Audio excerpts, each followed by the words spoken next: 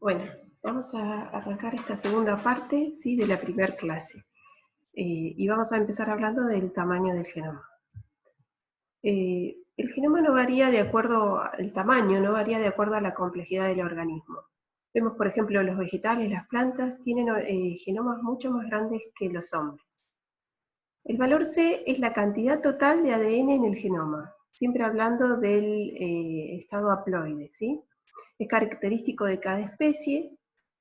Y en procariotas y eucariotas inferiores se cumple que si un organismo es más complejo, el tamaño del genoma aumenta, ¿sí? En cambio, en eucariotas superiores no hay relación entre la complejidad del organismo y el contenido del ADN. ¿Sí? Por eso lo que yo le digo, una planta tiene un genoma mucho mayor que el de nuestra especie, ¿sí? Y eso es lo que se llama la paradoja del valor C. Fíjense, si comparamos el tamaño del genoma del Homo sapiens es de 3,3 por 10 a la 9, y un sapo, ¿sí?, el Xenopus laevis, también tiene el tamaño del genoma es similar, cuando pensaríamos que, no sé, que el Homo sapiens es un poco más complejo que el Xenopus. En realidad en organismos superiores hay gran cantidad de ADN que es no codificante, y eso lo vamos a ver a lo largo del curso. Vamos a ver que en el genoma hay un montón de secuencias que no corresponden a secuencias que codifiquen para proteínas, ¿sí? Y además, dentro de los genes, hay, en eucariotas, los genes están formados por intrones y exones, ¿sí? Y, por ejemplo, el gen de la lisozima, que mide 60 kilobases, solo la parte codificante son 500 pares de bases, ¿sí? El resto es todo intrón, secuencia no codificante. Si ahora vemos el genoma viral, el genoma de los virus tienen genomas que pueden ser de ADN, de ARN, de doble o de simple hebra, depende del virus. Y tienen un tamaño variable que va desde 3 a 240 kilobases. Recuerden que una kilobase son 1000 pares de bases. La replicación de ese ácido nucleico va a ser igual que en organismos superiores, y eso es obvio porque el virus se va a valer de la maquinaria de la célula a la cual infecta para replicarse, entonces usa una maquinaria similar. Para ahorrar tamaño, ¿sí?, del genoma, los genes en el genoma viral están superpuestos, ¿sí?, en distintos marcos de lectura y en distintas direcciones. Y entonces, de esa manera, en un tamaño pequeño, posee información para varios genes, para varias proteínas. Y vamos a ver que siempre los genomas van a dividirse en dos tipos de genes que codifican para proteínas de empaquetamiento, que son los genes tardíos, y los genes tempranos que codifiquen para proteínas que el virus necesita para replicarse dentro de esa célula que infectó. Acá vemos una clasificación de virus de acuerdo, hay muchas formas de clasificar a los virus, y esta que les voy a mostrar es una clasificación de acuerdo a la composición de su material genético. Entonces tenemos acá a la izquierda virus de ADN y virus de ARN, esos son los dos grandes grupos. Y a su vez, en los virus de ADN tenemos los de clase 1, que son virus que son de doble hebra de ADN, de los cuales cuando infecten a una célula lo que va a pasar es, este ADN se va a tener que replicar para poder formar partículas virales, ¿sí? Entonces, para formar partículas virales, el virus, una vez que entra a la célula, tiene que hacer dos cosas. Primero, replicar su ADN, y después generar mensajeros que codifiquen para las proteínas de la cápside, para que se empaquete y después se libere de esa célula. Entonces, como ven, es doble hebra, va a tener que replicar este ADN, y además va a tener que generar a partir de ese ADN mensajeros para las proteínas de la cápside, que después van a ser traducidos en proteínas, ¿sí?, en esas proteínas de la cápside. Después tenemos los de tipo 2, que pueden ser o de monohebra positiva o negativa. La hebra positiva siempre es la hebra codificante, ¿sí?, y la negativa es la complementaria. Tanto que sea de monohebra positiva o negativa, lo primero que tiene que hacer ese ADN es generar la doble hebra, porque a partir de la doble hebra es que la polimerasa después transcribe ese mensajero para que se generen las proteínas de la cápside. Y por otro lado, lo que tiene que hacer, si es positivo o negativo, tiene que formar estas monohebras, si es positivo, de DNA, para poder encapsidarse en esas proteínas que se generaron, que se sintetizaron. En cuanto a los virus de ARN, tenemos virus, los tipo 3 son de ARN que tienen en su genoma una hebra positiva y negativa, y ahí lo que tiene que hacer el virus es generar más de estas hebras, y además a partir de esta negativa, generar más positivas que codifiquen para las proteínas de la cápside.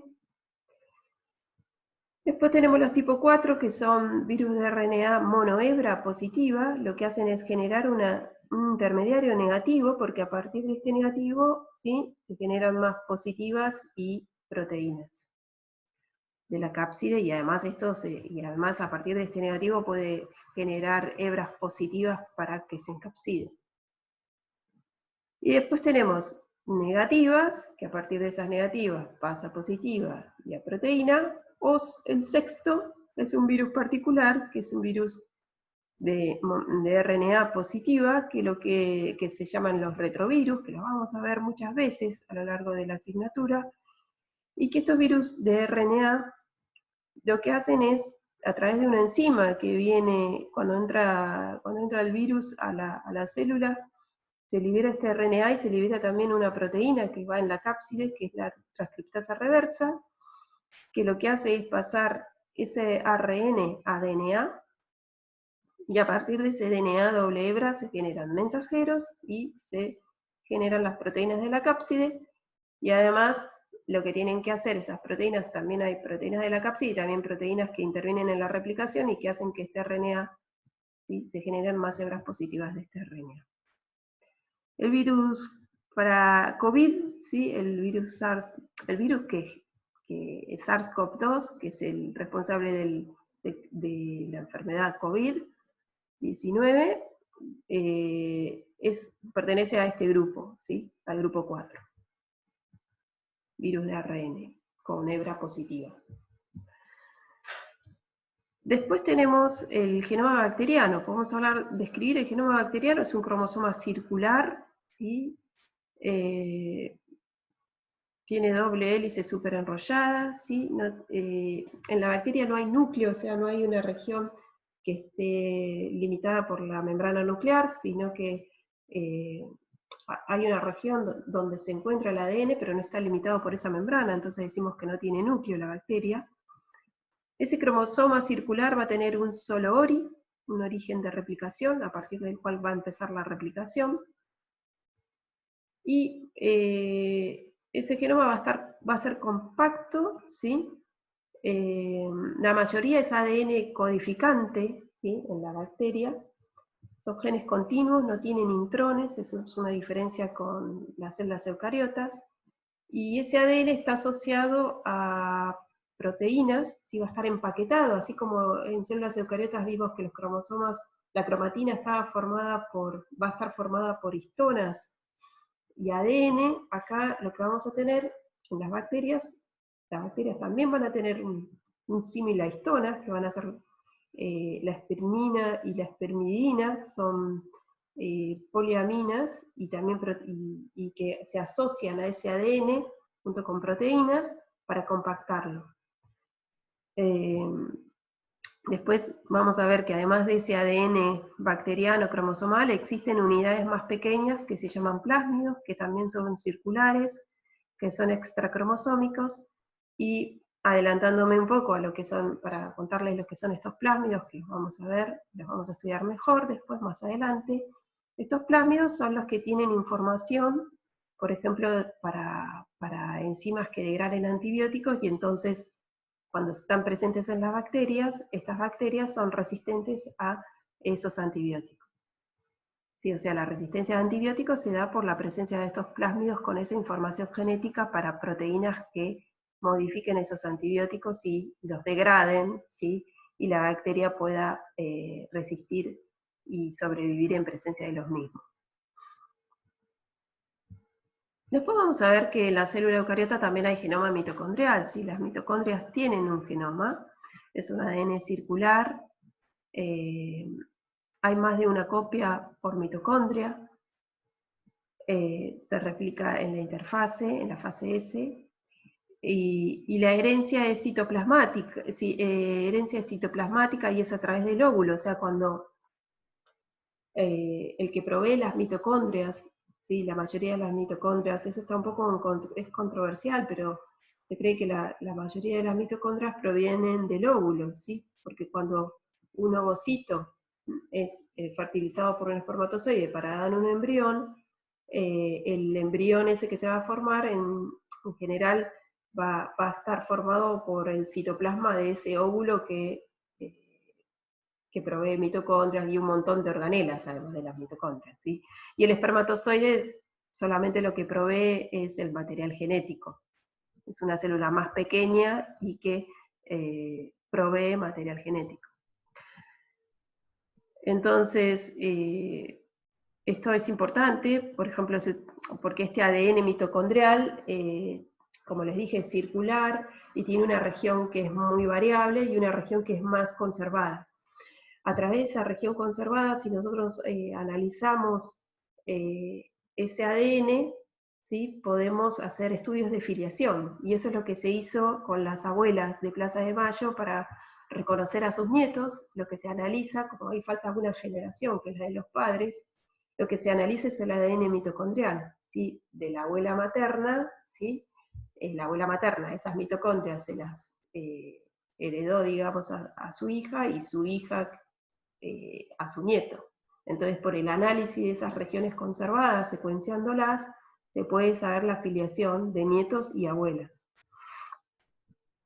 ¿Qué codifica ese genoma mitocondrial? Codifica RNA ribosómico, de transferencia y proteínas de la mitocondria, ¿sí? Que van a actuar en la mitocondria. Mide más o menos 16.000 pares de bases, el código genético es distinto del nuclear, y acá lo que vemos es que el genoma mitocondrial se parece mucho al genoma bacteriano. Y eso entonces ha dado lugar a una teoría, que es que la mitocondria en realidad es una bacteria que se fusionó a una célula eucariota, ¿sí? Y ahí se transformó, ¿sí? En una mitocondria, cambió a mitocondria, o sea que el origen de las mitocondrias es bacteriano. Y un poco eso está regido, esa teoría, por la similitud que tiene el genoma mitocondrial con el genoma bacteriano. Lo que sí que en una misma célula puede haber distintas mitocondrias, ¿sí? Y eso es distinto ADN mitocondrial, y eso es lo que se llama heteroplastía. Los cloroplastos, que esos están en plantas, ¿sí? Son también genomas circulares, moléculas circulares, de 120.000, un poco más grandes, 160.000 pares de bases. Tienen un código genético estándar y hay múltiples copias y tienen múltiples copias de ADN. Y recuerden que están presentes en plantas. Ahora, si pasamos a eucariotas, como sabemos, y un poco Marina ya les contó, ese ADN está compactado por la ayuda de unas proteínas que se llaman histonas. Las histonas forman el nucleosoma, ¿sí? Que es un octámero de histonas, y esas histonas, junto con el ADN, empaquetan el ADN en estos nucleosomas, y eso, bueno, hace que ese ADN eucariótico esté compactado. Cuando hablamos de cromatina, recuerden que hablamos siempre de ADN e histonas. Y otra cosa es que la unión de histonas y ADN está dado también por la carga que tienen ambas, tienen las proteínas, las histonas, y la carga que tiene el ácido nucleico. El ADN tiene carga, recuerden, negativa, y las histonas son positivas, y entonces se atraen y por eso se compactan. Ahora bien, muchas veces el ADN, y lo vamos a ver, queremos que se abra, que se separe de las histonas. ¿Y cómo ocurre esa separación? Es a través de unas enzimas que están en el núcleo, que se llaman acetilasas, que lo que hacen es acetilar los grupos lisina, el aminoácido lisina, que está presente en las histonas, que tiene una carga positiva, se acetilan, se neutraliza esa carga, y entonces la histona se separa del ADN. Y el ADN entonces puede interactuar con otras proteínas, como por ejemplo proteínas de la replicación o de la transcripción. A su vez, también hay veces que queremos que se compacte, y para eso hay desacetilasas, que lo que hacen es hacer lo contrario. Esta reacción es reversible, y entonces las desacetilasas desacetilan esas lisinas, esos aminoácidos lisina de las histonas, y pasa nuevamente a tener carga positiva, modifican la carga, y ahora sí se puede unir al ADN y compactarlo.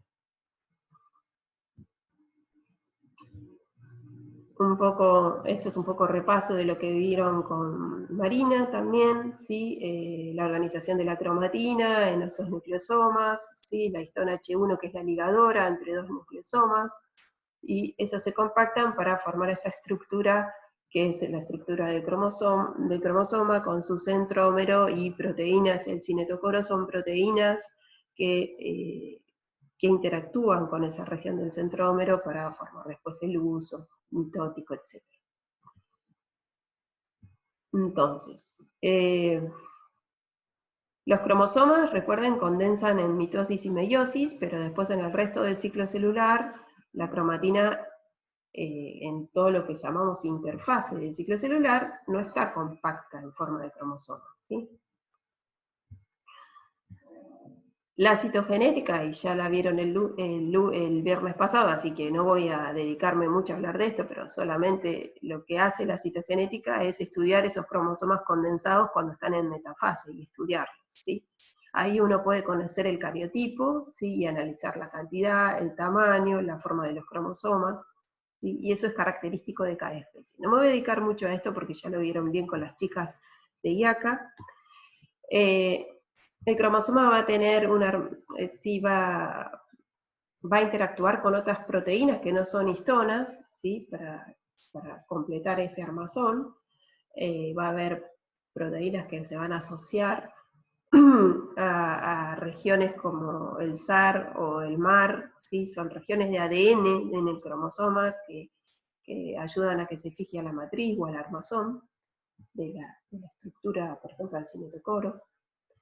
Y además, el ADN va a interactuar, como dije, con otras proteínas, factores de transcripción, con reguladores de la replicación, bueno, con un montón de proteínas, y va a ser muy importante esa interacción, ¿sí? Entre las histonas y el ADN, la liberación de las histonas para que actúen otras proteínas, y siempre va a estar o sea, es una estructura muy dinámica, la cromatina. Esto lo voy a saltear, la tinción de cromosomas, ya la vieron con las chicas, ¿sí? En la clase pasada, ¿sí? El FISH también, que ya hablaron con ellas, la estructura de los cromosomas, el brazo corto, el brazo largo, el centrómero, etc. Y en interfase, esto también, la cromatina en interfase, la vamos a repasar porque también la vieron con Marina. En interfase quiere decir no la fase M, sino la interfase, recuerden, del ciclo celular, la componen la fase G1, la fase S y la fase G2. Ahí vamos a tener la cromatina que va a haber una cromatina que está más condensada, más cerca de la envoltura nuclear, que es la heterocromatina, y después van a tener la eucromatina, que es menos condensada y más clara, de coloración más clara, y que se ve en el interior del núcleo. Ahí en la eucromatina es donde están presentes, donde la cromatina no está tan condensada, o sea que hay más exposición del ADN, la relación con las histonas no es tan estrecha, y entonces ahí es donde están los genes que se quieren expresar, que se quieren transcribir, ¿sí? Y esos están en la eucromatina. La heterocromatina facultativa es lo que decimos, y ya lo vieron, el ejemplo es el cromosoma X, que se inactiva, ¿sí?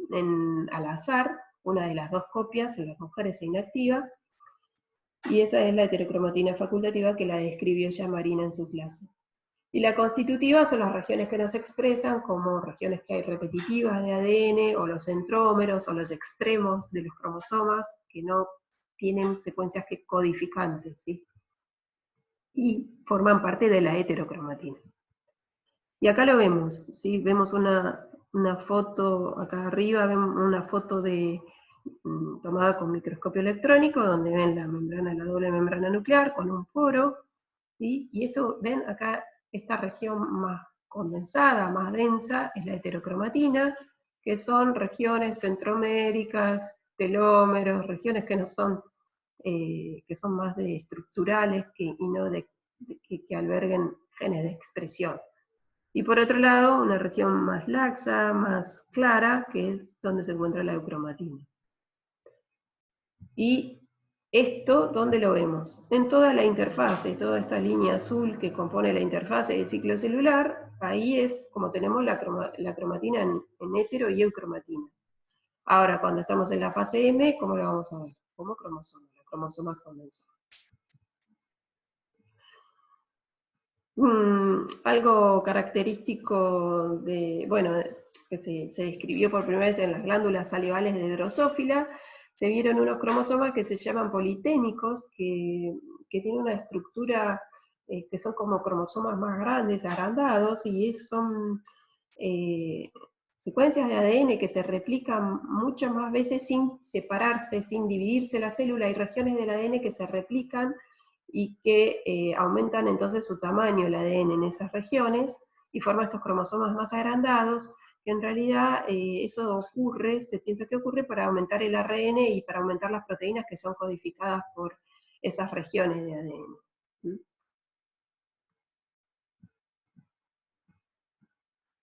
Anormalidades cromosómicas, las voy a pasar muy por alto porque ya las vieron, cuando estuvieron con las chicas y con Marina también lo vieron. Podemos tener anormalidades cromosómicas numéricas, estructurales, y también hay defectos genéticos que se pueden dar, pero que no se pueden observar en un cariotipo, ¿sí? Estas dos sí se pueden observar en un cariotipo, pero las genéticas, las variaciones a nivel de genes, de cambio de bases, solo lo podemos ver secuenciando, ¿sí? O analizando ese ADN, no a través de un cariotipo. Y se heredan por leyes de Mendel, y sabemos que esos defectos pueden ser dominantes, recesivos, y pueden ser autosómicos, o ligados a X, o ligados a X recesivas, que son las ligadas al sexo, las enfermedades ligadas al sexo, o las dominantes ligadas a X, que son mucho más raras, ¿sí? Entonces, un gen, si lo vamos a definir, un gen es la secuencia de ácidos nucleicos necesaria para la síntesis de una proteína, ¿sí? Un polipéptido funcional o una molécula de ARN, ¿sí? Porque, por ejemplo, nosotros podemos tener genes para ARN ribosómico, o para ARN de transferencia, o para ARN pequeños, ¿sí? Que tienen una función en la célula, pero que no se traducen, perdón, a proteínas a posteriori. ¿Sí? Termina lo que hacen esos genes es generar ARN ribosómico de transferencia o pequeños, ARN pequeños. Y después tenemos otros genes que codifican que se transcriben en un mensajero, que van a dar lugar a proteínas. Siempre un gen va a tener una región codificadora y una región reguladora. En virus, como dijimos, los genes son contiguos o superpuestos, ¿sí? Eso para ahorrar tamaño, recuerden, el tamaño del genoma. En bacteria son contiguos e ininterrumpidos, la mayoría de las secuencias son codificantes, no tienen intrones. Y en eucariotas, la gran diferencia es que están formados por exones e intrones, y también están separados por regiones no codificantes, ¿sí? Y que son las que más abundan en el ADN, las regiones no codificantes. Esas regiones no codificantes en un momento se las llamaba ADN basura, pero porque no se sabía cuál era la función, ¿sí? Parecía que la única función que podía tener el ADN era codificar a una proteína o a un ARN específico, como ribosómico de transferencia. Pero después se vio que esas regiones que no son codificantes tienen funciones reguladoras de la expresión, que son importantes, ¿sí? O también tienen funciones estructurales, como dijimos, ¿sí? Pueden formar el centrómero, los telómeros.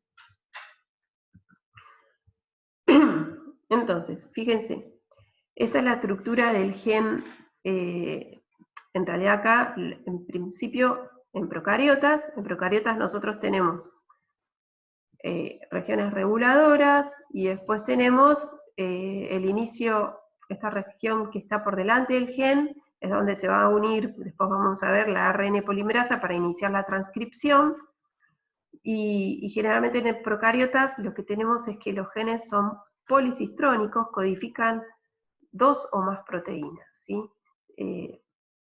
Esos mensajeros que se generan tienen secuencias para 2 o más proteínas, que generalmente están vinculadas. Tienen una misma, están vinculadas y tienen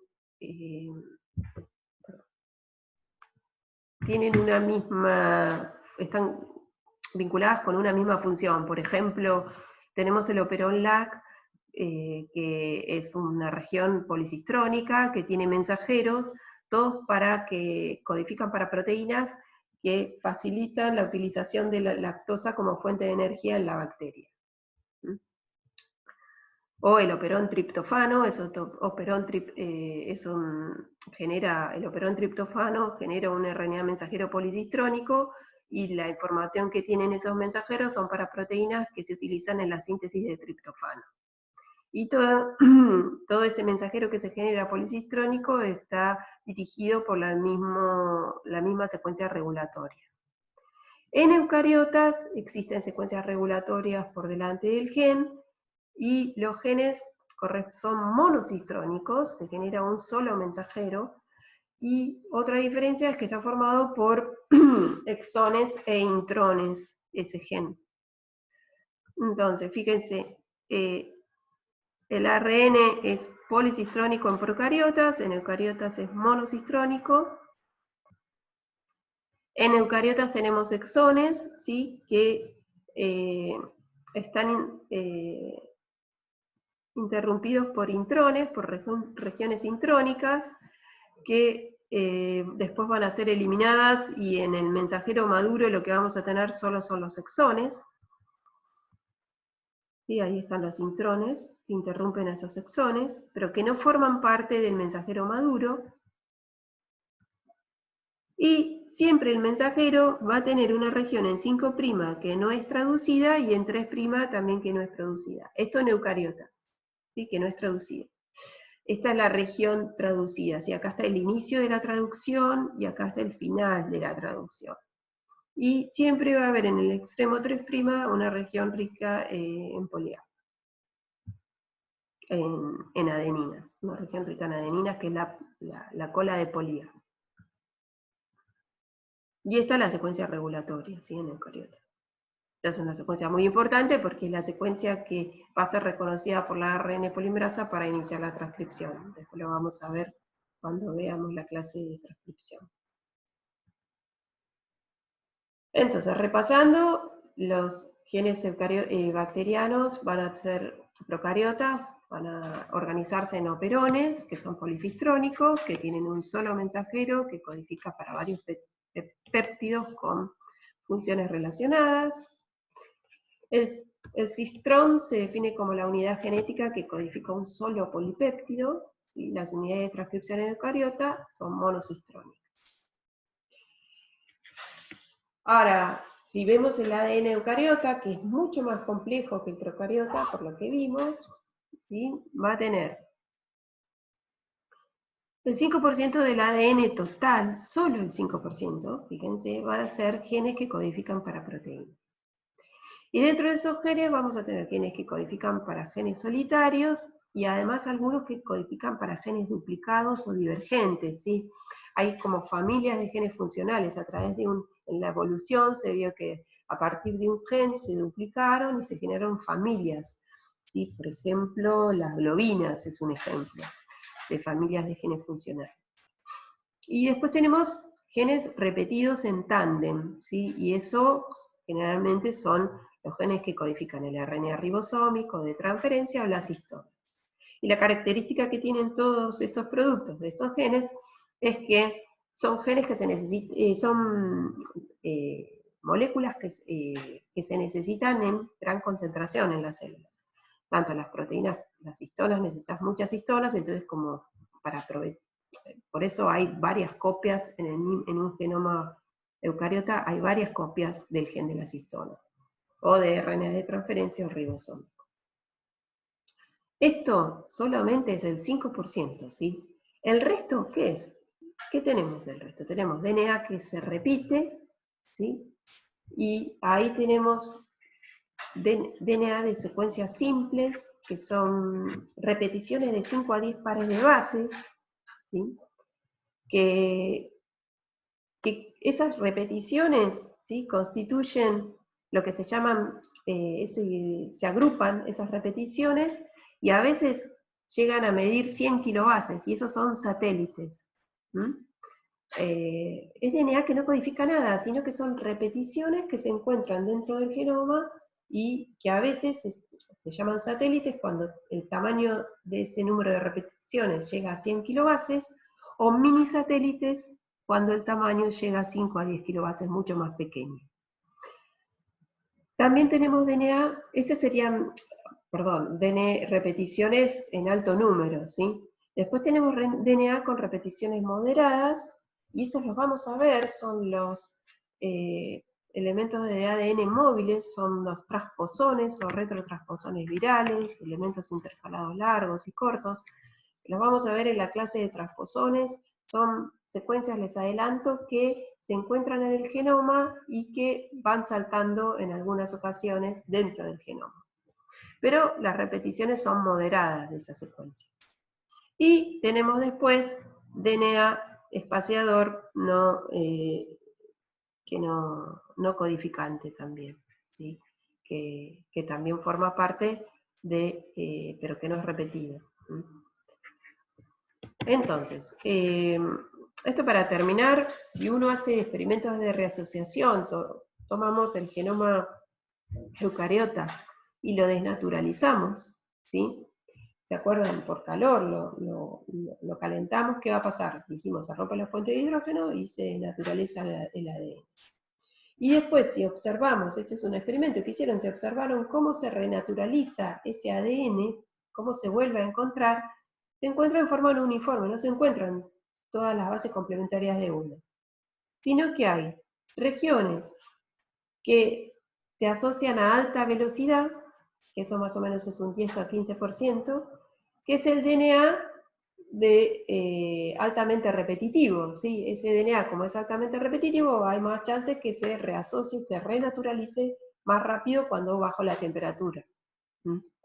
Después tenemos regiones que se asocian a velocidad intermedia, que esas serían las repeticiones moderadas, más o menos un DNA con repeticiones moderadas, más o menos un 25-40%. Y después tenemos regiones que se asocian a baja velocidad. Y esas son el DNA espaciador, este DNA que no es repetitivo, pero no es codificante, y los genes codificadores de proteína, que esos que era un 5% del total. Como esos no están repetidos, es lo último que se renaturaliza, ¿sí? Si hacemos este experimento. Bueno, acá damos por terminada esta primera clase introductoria del ADN, de la molécula y de algunos conceptos, ¿sí?, sobre genoma. Y lo que vamos a hacer en la próxima clase es empezar ya con los procesos del dogma, iniciando el primer proceso, sí, explicando el primer proceso, que es la replicación. Así que nos vemos en la próxima clase.